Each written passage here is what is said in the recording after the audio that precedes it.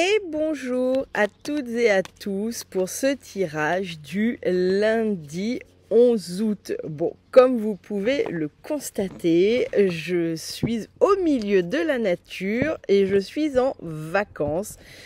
Mais je vais continuer de vous faire des tirages du jour pour que vous, qui n'êtes peut-être pas en vacances ou qui vivez des choses fortes, vous ayez un guide. Voilà, donc je suis chez moi. Il peut y avoir un peu d'animation parce que j'ai un chien de 42 kilos qui me rôde autour. Voilà, peut-être vous verrez sa tête ou pas, ou vous l'entendrez peut-être aboyer. En tout cas, voilà, au moins vous savez que derrière, derrière les vidéos que vous voyez, eh bien, il y a une vraie personne qui a aussi une vie comme vous. Bien. Pour ce lundi, je vais commencer par la voyance cash de Joe. J'ai sorti le journaling tarot, le petit le normand, mais un autre jeu que j'ai chez moi, donc j'en profite, j'utilise aussi quelques jeux. Vous verrez cette semaine, il y aura peut-être des jeux un peu différents, c'est ceux que j'ai chez moi. Et puis pour terminer, il y aura l'oracle des fées. Allez, on se concentre. Alors pour info, je suis en vacances toute cette semaine et je rouvre mardi 19 aux horaires habituels. Et le samedi 23, il y a la journée spéciale bonne santé de vos minéraux. Donc n'hésitez pas à amener vos bracelets, vos pierres préférées pour que je les teste, qu'on s'assure qu'elles sont en bonne santé, les retaper si elles ont besoin. Et puis que vous repartiez avec des bons conseils d'entretien et d'utilisation. Voilà. Alors, Joe nous dit... Relax, c'est en chemin. Eh bien, écoutez, c'est formidable, on aime beaucoup. Avec cette carte, il y a deux informations. La première, c'est lâcher prise. Ça, c'est la première information. Et la deuxième, c'est que ce que vous avez demandé ou ce que vous sentez qui se prépare est en chemin. Mais là, il y a quand même une notion de timing sur cette journée. Alors, soit ça va arriver en fin de journée, soit ça arrivera dans les jours qui suivent. Mais il y a cette notion de lâcher prise, arrêtez de vous faire des nœuds à la tête parce que, clairement, là, les choses avancent en fait. C'est juste que vous n'y avez peut-être pas encore accès. Donc, il n'y a pas de raison de se soucier si vous êtes dans ce cas de figure. Allez, avec le petit le normand, que veux-tu nous dire sur ce lundi 11 août ? Alors, au dos, on a la lune, on a le jardin, on a la maison, les nuages. Bon. Là, il peut y avoir peut-être une forme de mouvement, mais pas très agréable, une espèce de confusion à la maison. Peut-être que vous avez du monde et que ça fait du bruit, que ça, voilà, que là j'ai une notion de confusion à la maison. Soit vous êtes dans une phase où peut-être il y a des disputes, vous n'êtes pas d'accord ou ce genre de choses. En tout cas, il y a cette notion que la maison n'est pas forcément un lieu agréable ou un lieu où tout est paisible. Voilà, on va dire ça comme ça. Bien. Là, c'est un conseil qu'on vous donne, c'est que là, c'est passager. C'est vraiment, ne vous inquiétez pas. C'est pas, moi, j'ai pas quelque chose de grave. C'est passager. Mais là, ce qu'on vous demande, c'est de finalement, vous reconnecter à votre intuition et à votre jardin intérieur, à votre paix intérieure, d'accord? Si quand la paix n'est pas à l'extérieur, là, ce qu'on vous invite à faire, c'est à vous reconnecter à cette forme de paix intérieure, peut-être en vous mettant un peu à l'écart avec un livre ou en vous coupant des discussions ou des conflits. Voilà, des fois, il faut pas avoir peur de fuir. Tous les combats ne se mènent pas en frontal. Des fois, quand c'est trop le dawa, personne va vous en vouloir de prendre un livre, de vous mettre 3 mètres plus loin et juste de vous couper de tout ça. Donc là, c'est vraiment ça, cette notion de se reconnecter à sa paix intérieure. Bien. Ensuite, on a l'encre. On a les souris, on a la croix et on a les poissons. Bien. Bon, je vois avec ce tirage, la coupe et ce qu'on a eu, je vois où est le problème. Effectivement, ça va pas être la meilleure journée de l'année. En tout cas, pour certains et certaines, et en première lecture, la deuxième lecture nous dira peut-être quelque chose de différent, mais là, effectivement, la situation déjà d'un premier coup d'œil, c'est pas foufou. L'encre nous parle de tout ce qui est ancré, les choses aussi bonnes que négatives, d'accord. En tout cas, c'est toute cette notion d'ancrage, de choses qui sont bien installées, qu'elles soient positives ou négatives. Donc là, Ça peut être effectivement, si on est dans une construction professionnelle ou sentimentale, eh bien ça nous annonce quelque chose qui va s'ancrer dans le temps, de façon sérieuse, etc., etc. Mais si par exemple vous êtes dans des conflits, que ce soit au travail, dans le sentimental, dans le foyer, ou que vous êtes dans des situations qui sont instables, soit ça va nous dire que ça va venir se stabiliser, soit au contraire ça veut dire que peut-être il y a des schémas qui sont installés. Vous voyez, bon, ça, voilà ce que nous dit l'encre. On nous parle de quelque chose qui est ancré, qui est installé, qu'elle soit positive ou négative. On va voir ça en deuxième et troisième lecture. Bien, ici les souris. Les souris, c'est jamais foufou. Les souris, c'est la misérabilité, c'est le vol. Vous voyez, les souris, elles viennent un peu comme des petites voleuses qu'on voit pas la nuit, et puis le lendemain on se réveille, on dit ah bah mon paquet de gâteaux il a été tout bouffé. Vous voyez, c'est ce vol un peu sournois. Ici avec les souris, moi le mot que j'ai, vous voyez, c'est sournois. On nous parle de quelque chose qui est sournois, de personnes qui sont sournoises autour de vous, mais ça peut être aussi des situations, ça peut être des schémas qui sont sournois, que vous ne voyez pas, dans lesquels vous êtes et qui vous volent peut-être votre énergie, des situations qui vous volent votre énergie, qui vous volent votre temps, qui vous volent peut-être votre joie de vivre, vous voyez, mais c'est sournois parce que c'est invisible, on ne le voit pas. Ensuite, on a la croix. La croix, c'est tout ce qui est chemin de croix, hein, la croix, c'est toujours un peu cette sensation de lourdeur. Quoi qu'on vive, c'est lourd. Vous voyez, comme un chemin de croix. Hein, quand le Christ portait sa croix, c'était lourd. Et ça ne veut pas dire qu'il avançait pas, parce qu'il a avancé. Il est allé au bout du chemin dans lequel il devait aller. Mais c'était lourd, vous voyez, c'était pénible, c'était laborieux. Et bien la croix ici, alors elle peut des fois nous parler de foi, mais elle nous parle de foi d'ailleurs. D'ailleurs, c'est pour ça qu'on avance malgré la lourdeur, malgré le fait que ce soit pénible, on avance parce qu'on y croit. D'accord? C'est ça qui nous motive avec le chemin de croix. C'est pénible, c'est lourd, on a l'impression d'avancer comme un escargot, mais on continue d'avancer parce qu'on y croit. Bien. Le poisson. Les poissons, ici, ils nous parlent toujours de prospérité et d'abondance. Hein. Le poisson que l'on pêche, eh bien, c'est ce qui permet de nourrir les villageois, les pêcheurs et les gens qui l'achètent. En tout cas, ici, cette carte, elle nous parle finalement toujours de prospérité, de réussite, quel que soit finalement le domaine. D'accord? Alors, on va voir. Bon, alors, vous voyez, il y a pour moi la réussite au bout, hein, mais il y a des schémas là qui sont ancrés, qui rendent votre avancée lourde et pénible. D'accord? Et ce sont des choses qui sont, en première lecture, qui vous empêchent, enfin, qui vous volent quelque chose, que ce soit de votre temps, de votre énergie, de votre joie de vivre, peut-être de votre confiance en vous, hein. Et ça rend tout ça très pénible, mais au bout du compte, il y a quand même la prospérité. Allez, on va voir en deuxième lecture. Que veux-tu nous dire pour ce lundi 11 août? Que veux-tu nous dire pour ce lundi 11 août? Au dos, on a le 8 de coupe. Oh là là. Et on a le cavalier d'épée. Bon, là, le 8 de coupe, c'est, vous voyez, la phrase qui est associée, c'est la nuit noire de l'âme. Alors, je ne sais pas si vous connaissez la nuit noire de l'âme. C'est un moment pas très pénible. C'est un moment très pénible, pardon. Dans la vie des gens qui sont sur le chemin de la spiritualité, c'est un moment où on a l'impression d'être coupé de tout. De couper de notre foi, coupé de nos intuitions, coupé de ce qui est le véritable sens de la vie. C'est des moments assez sombres dans lesquels on peut tomber dans une forme de déprime ou de dépression parce que c'est assez lourd, assez pénible. C'est pas très agréable, d'accord? C'est quelque chose auquel c'est souvent ça nous arrive ça peut arriver suite à une séparation, que ce soit dans le cadre professionnel, que ce soit dans le cadre personnel. En tout cas, c'est quelque chose suite à un espèce de trauma qui arrive et qui nous plonge un peu dans un truc dénué de tout sens, d'accord?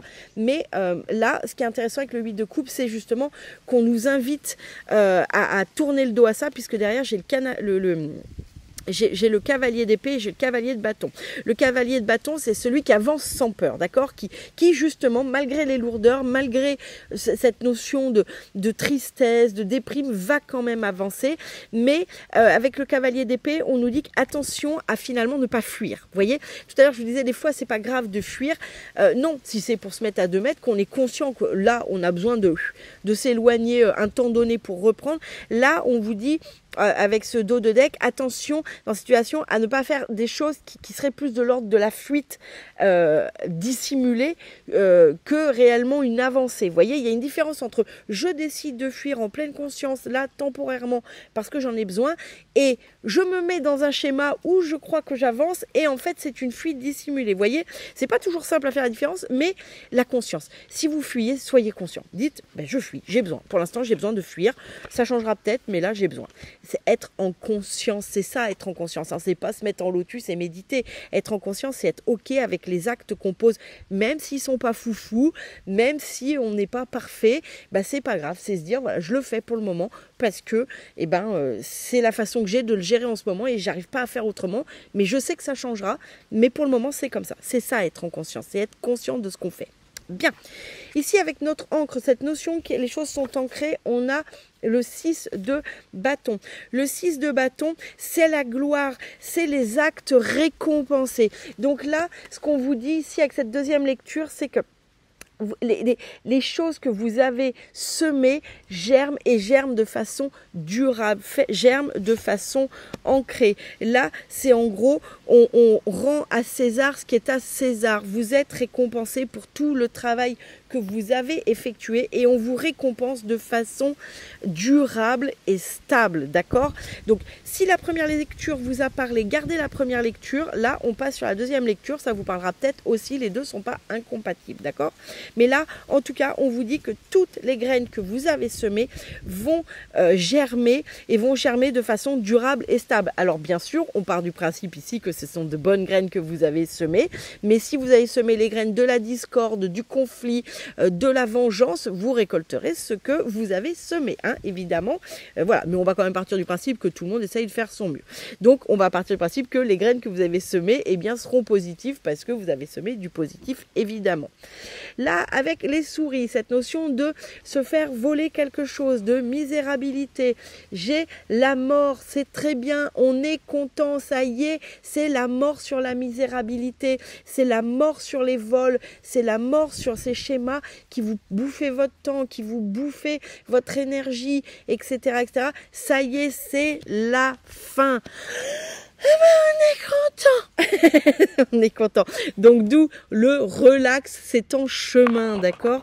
Là, c'est vraiment la fin de cet état qui était pénible et qui était finalement qui vous empêchait d'avancer de façon sereine puisque vous étiez dans des schémas de misère, dans des schémas qui vous volaient quelque chose d'important pour vous. Bien, ici on a notre croix et on a notre reine de denier. Le denier, on se souvient, c'est tout ce qui est en lien avec les finances, l'argent, la matérialité de manière générale. Et on a la reine de denier. La reine de denier, c'est la reine mère, mais au sens comptable du terme. C'est celle qui gère, qui fait tourner la maison de façon dans la matérialité. C'est celle qui sait où on va, qui sait comment on va y aller et qui fait les choses toujours justement en bonne mère. D'accord? C'est une femme sur qui on peut compter et c'est quelqu'un qui sait où est sa place, d'accord? Avec ces deux cartes réunies, c'est ça. Vous avez la foi et vous savez où est votre place et vous savez que les sacrifices, les choix que vous êtes en train de poser, eh bien, ce sont les bons. Vous avez enfin compris que vous aviez les cartes entre vos mains et que surtout vous avez compris que finalement, vous avez eu la foi. En fait, vous avez compris que les choix que vous posiez maintenant, vous n'allez peut-être pas avoir un résultat tout de suite, mais ça va se voir au long cours parce que vous avez compris où est votre place et vous avez compris comment agir dans la foi sur cette matérialité. Bien, les poissons, cette notion d'abondance et de prospérité, on a le 5 de coupe. Le 5 de coupe, c'est la personne qui fait, c'est les émotions qui font preuve c'est la générosité du cœur, mais c'est aussi cette notion de ne pas voir trop loin. C'est cette notion d'apprécier. C'est un peu, vous voyez, la phrase qui est attachée, c'est à chaque jour suffit sa peine. C'est à chaque jour, je fais ce qui se présente là. Vous voyez? Donc là, les deux ensemble, il y a cette notion d'apprécier pleinement, d'être dans la prospérité, mais du moment présent, d'accord? C'est vraiment l'abondance du moment présent. Vous arrivez à vivre ça justement parce que vous avez compris que ça servait à rien d'aller taper 10 coups d'avance parce que c'est ce qui rend malheureux. Et là, vous arrivez à mieux apprécier cette prospérité, cette abondance, mais qui pour l'instant arrive un peu, je dirais, au compte-gouttes. Mais c'est pas grave parce que vous avez aussi compris que vous pouviez, comment dire, eh bien vivre comme ça et apprécier comme ça parce que c'était aussi une vraie prospérité que d'être dans l'instant présent, d'accord? Donc là, on me dit aussi avec ces deux cartes, c'est ne flinguez pas. Alors ça parlera peut-être pas à tout le monde, mais je le donne parce qu'on me donne ce message. C'est en gros, ne flinguez pas tout. Ne flinguez pas tout et ne commencez pas à anticiper les problèmes, d'accord? Oui, c'est peut-être pour l'instant, c'est peut-être un pas après l'autre, mais la réussite, elle est quand même là. Et là, ce qu'on me donne, alors ça parlera peut-être pas à tous, mais si on me le donne, c'est que ça parlera au moins à une personne. C'est en gros, ne flinguez pas tout. Ne commencez pas à anticiper tous les problèmes qui pourraient peut-être, je dis bien, venir dans 10 ans. Et ça se trouve dans 10 ans ou dans 3 jours, en fait, le problème n'existera même plus parce que vous aurez pris justement des décisions en bonne mère. Vous aurez compris ce qu'il fallait faire et le problème que vous êtes en train d'anticiper, finalement, ne se présentera jamais. D'accord? Allez, le mot de la fin avec l'oracle des fées pour ce lundi. Pour ce lundi 11. Maître spirituel, vous avez pour vocation d'enseigner la guérison et la spiritualité aux autres. Alors, oui, pour certains, je vais mettre un bémol. On a tous, quand on a cette carte, elle nous parle de ce qu'on doit transmettre, mais on n'a pas obligé de changer de travail et de s'installer pignon sur rue. Dans votre travail, soyez un maître spirituel, d'accord? Et enseignez ce que vous savez, enseignez ce que vous avez appris. C'est pas ça. Alors c'est très drôle parce que ça fait déjà plusieurs mois que j'ai cette information. Il y a 2-3 ans, les guides ont fait permuter tout le monde pour que tout le monde se forme, tout le monde voilà et s'installe et machin, et ils sont en train, et moi je le vois bien à travers la clientèle, à travers les gens que je côtoie, les gens sont en train de revenir en arrière, simplement parce qu'ils en vivent pas, ils sont en train de revenir en arrière et ils reprennent leur travail. Et c'est très bien parce que c'est exactement ce qui est programmé. Moi, les guides n'arrêtent pas de me dire que, ok, maintenant vous êtes formés, et bien maintenant allez quelque part, entre guillemets, porter la bonne parole dans des milieux auprès de personnes qui n'auraient pas accès à ça, qui ne rentreraient justement pas chez les médiums, chez les thérapeutes, dans les boutiques. Et c'est là que votre rôle intervient parce que vous avez la connaissance, parce que vous savez des choses et vous allez permettre à tous ces gens, par votre exemplarité, par un bon mot, par une bonne phrase, pas par du prosélytisme violent, mais par l'exemple, un bon mot, une bonne phrase, par votre joie de vivre, eh bien, vous allez montrer l'exemple du chemin spirituel. C'est en ça que tous, vous êtes des enseignants spirituels, d'accord? Et le meilleur moyen, moi je dis toujours... Le meilleur moyen d'attirer les gens dans ce monde-là, c'est pas de leur bourrer le mou avec les cartes, les elfes et les trolls, c'est d'être heureux. Si vous êtes heureux, même quand vous avez les 2 pieds dans la merde, eh ben les gens auront envie de savoir comment vous faites, vous voyez? Et ben c'est là que vous avez toute votre place de dire, moi c'est ça qui m'aide. Et après les gens seront libres de prendre ce chemin ou d'en prendre un autre.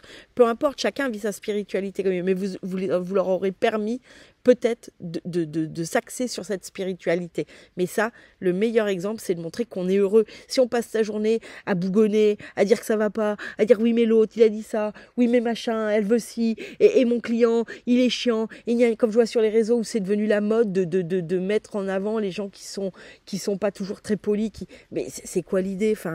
C'est quoi l'idée? Montrer que vous êtes heureux, c'est le plus beau témoignage que vous pouvez faire à la spiritualité.